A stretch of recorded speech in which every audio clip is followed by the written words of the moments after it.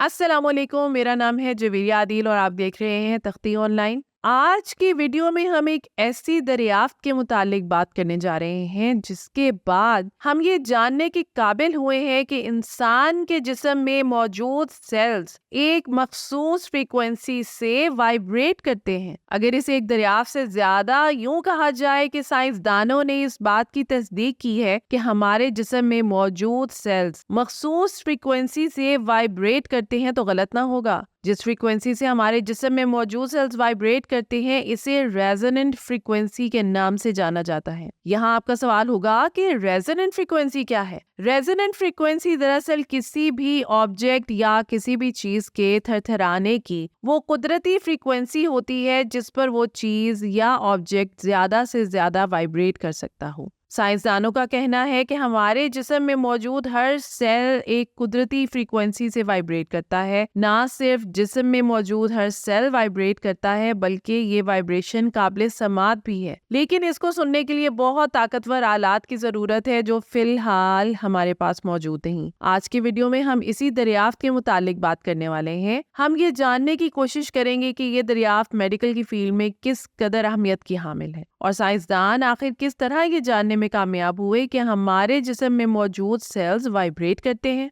हम जानते हैं कि फिजिक्स के मुताबिक तो हमारी कायनात में मौजूद हर एक चीज एक खास फ्रीक्वेंसी से वाइब्रेट या ऑसिलेट करती है। इस वाइब्रेशन ही की वजह से चीजों का टेम्परेचर एक दूसरे से कम या ज्यादा होता है। मिसाल के तौर पर अगर कोई चीज बहुत ज्यादा ठंडी है तो इसका मतलब है कि इसके अंदर मौजूद एटम्स की वाइब्रेशन सुस्त रवि का शिकार है, यानी इनके पास कम काइनेटिक एनर्जी मौजूद है। और अगर कोई चीज ज्यादा गर्म है तो इसका मतलब है कि इसके अंदर मौजूद एटम्स ज्यादा तेजी से वाइब्रेट कर रहे हैं और इनके पास ज्यादा काइनेटिक या वाइब्रेशनल एनर्जी मौजूद है। फ्रीक्वेंसीज को समझना वैसे भी बहुत अहमियत का हामिल है क्योंकि अगर हम इनका अंदाजा ठीक से ना लगाएं तो ये तबाही का सबब बन सकती हैं। आप सोच रहे होंगे भला फ्रीक्वेंसीज के मुतालिक कम इल्मी कैसे तबाही का सबब बन सकती है, तो आइए इसे एक मिसाल से जानने की कोशिश करते हैं। ये मिसाल है एक बहुत बड़े पुल की जिसे टैकोमा नैरोज ब्रिज का नाम दिया गया है। इस पुल को अमेरिका के शहर वॉशिंगटन में बनाया गया।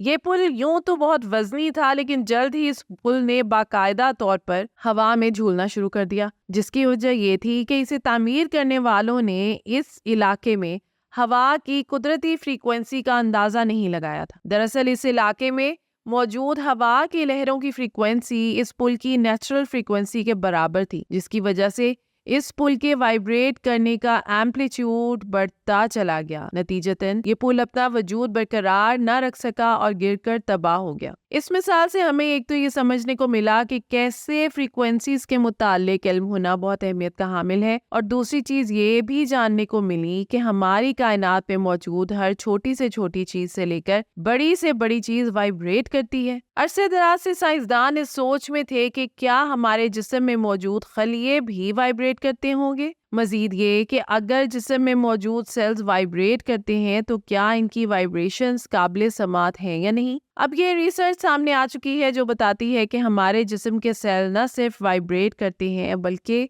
ये वाइब्रेशन सुनी भी जा सकती है। इस रिसर्च से तकरीबन 20 साल कबल ये नजरिया पेश किया गया कि हमारे जिस्म के सेल वाइब्रेट करते हैं और इस नजरिए को रेजोनेंस फ्रीक्वेंसी हाइपोथेसिस का नाम दिया गया। इस हाइपोथेसिस के मुताबिक कहा गया कि ना सिर्फ हमारे जिस्म के सेल्स को वाइब्रेट करना चाहिए बल्कि इन्हें एक दूसरे से मुख्तलिफ फ्रीक्वेंसीज पर वाइब्रेट करना चाहिए। लेकिन इस वक्त हमारे पास ऐसी टेक्नोलॉजी मौजूद न थी जिसकी मदद से हम इसे तजुर्बाती तौर पर साबित कर सकते, लिहाजा 20 सालों तक ये एक हाइपोथेसिस ही रहा। इसके साथ ही कुछ साइंसदानों का मानना ये भी था कि हमारे जिस्म में मौजूद सेल्स बहुत ज्यादा लचकदार यानी इलास्टिक मटेरियल्स के बने हुए हैं, जिसके नतीजे में ये वाइब्रेशंस को जज़्ब करने की सलाहियत रखते हैं। यानी अगर इनमें किसी किस्म की वाइब्रेशंस होती भी हैं तो इनको डिटेक्ट कर पाना या सुन पाना मुमकिन नहीं।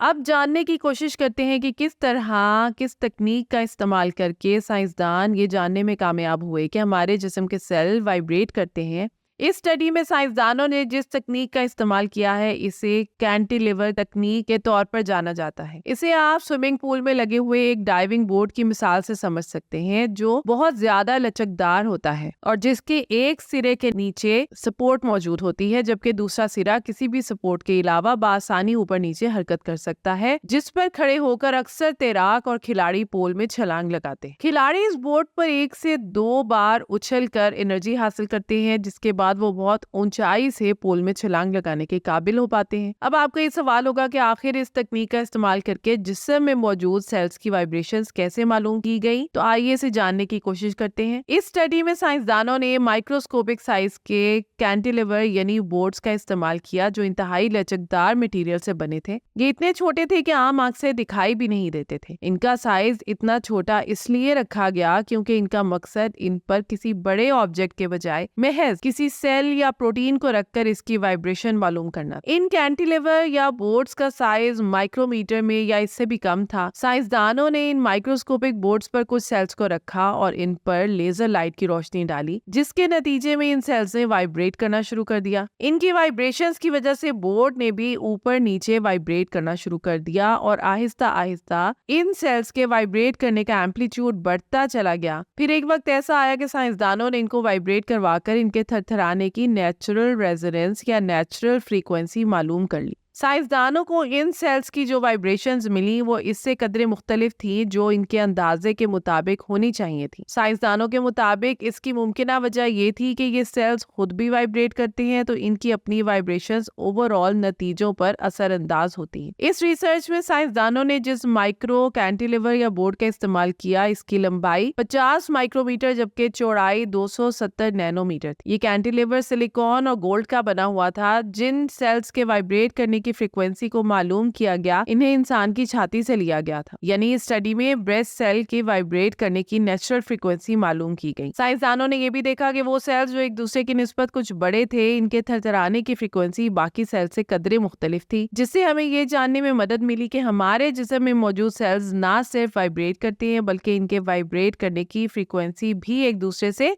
मुख्तलिफ होती है। साइंसदानों ने 1000 हर्ट्ज से लेकर मेगा हर्ट्ज के दरमियान की फ्रीक्वेंसीज का तज्जिया किया और इन्हें 10 से 30 किलो हर्ट्ज के दरमियान और 150 से 180 किलो हर्ट्ज के दरमियान कुछ मुनफरिद रिजल्ट्स मिले, जो साइंसदानों के मुताबिक इन ब्रेस्ट सेल्स के वाइब्रेट करने की नेचुरल फ्रीक्वेंसीज हो सकती हैं। हम जानते हैं कि 10 से 30 किलो हर्ट्ज के दरमियान की फ्रीक्वेंसी रेंज ऐसी है जिसे इंसानी कान सुनने की सलाहियत रखता है। यानी अब थियोरेटिकली हम ये कहने के काबिल हो चुके हैं कि हम न सिर्फ सेल्स को देख सकते हैं बल्कि इन्हें सुन भी सकते हैं।